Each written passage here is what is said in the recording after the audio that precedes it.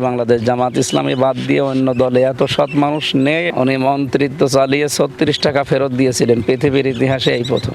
বাংলাদেশ জামাত ইসলামী কুষ্টিয়া জেলার এবি থানার পাটিকাবাড়ি ইউনিয়নের পক্ষ থেকে মানবতার সেবায় যে কাজগুলো করা হচ্ছে এবং সামনে এগুলো অব্যাহত থাকবে ইনশাল্লাহ।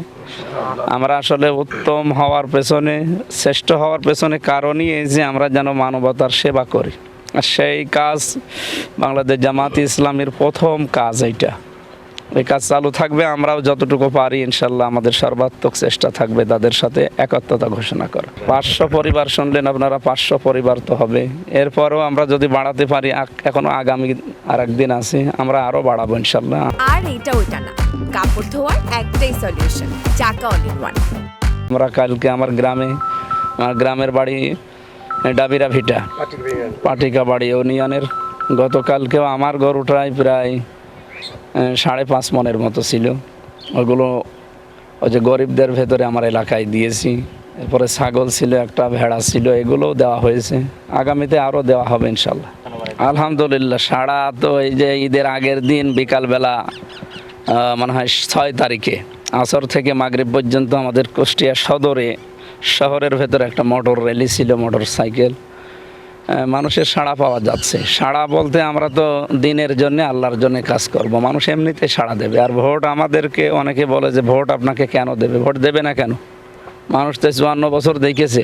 সামনে অন্তত সৎ এবং যোগ্য মানুষ, যেহেতু এদের স্লোগানই আল্লাহর আইন চায়, সৎ লোকের শাসন চায়। সে সৎ লোক বাংলাদেশে যারাই রাজনীতি করে, বাংলাদেশ জামাত ইসলামী বাদ দিয়ে অন্য দলে এত সৎ মানুষ নেই, এটা পরীক্ষিত হয়ে গেছে।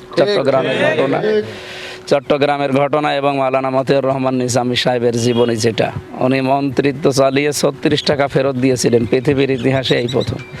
সুতরাং এই দলে যারা আছে তাদের উপরে বাংলাদেশের মানুষের আস্থা আছে যে এরা অন্তত মারিং কাটিং করবে না। আমরা সেই প্রতিশ্রুতি আপনাদের দিতে পারি। আমরা সেই প্রতিশ্রুতির সামনে নিয়ে আপনাদের কাছে দোয়া চাই। সুষ্ঠু তো হওয়াই লাগবে, মাস্ট বি সুষ্ঠু হওয়া লাগবে। কিন্তু নির্বাচনের আগে কাজ হচ্ছে সংস্কার লাগবে। সংস্কার না করে দেশে নির্বাচন দিলে আবার ওই দিনের ভোট রাতে হবে। আর এটা জীবনেও কেউ মানবেও না। বিশেষ করে এই দেশে যারা দেশকে ভালোবাসে তারা কখনো মানবে না যে সংস্কারের আগে নির্বাচন হোক। বিশেষ করে আমরা বিচার চাই।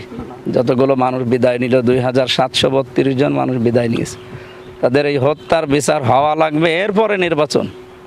যেহেতু ডক্টর মোহাম্মদ ইউনূস উনি এপ্রিলের প্রথম সপ্তাহে একটা হালকা ঘোষণা দিয়েছেন, আমরা চাই ওই সময় হোক, কিন্তু এর আগে যেন বিচারটা আর সংস্কারটা হয়।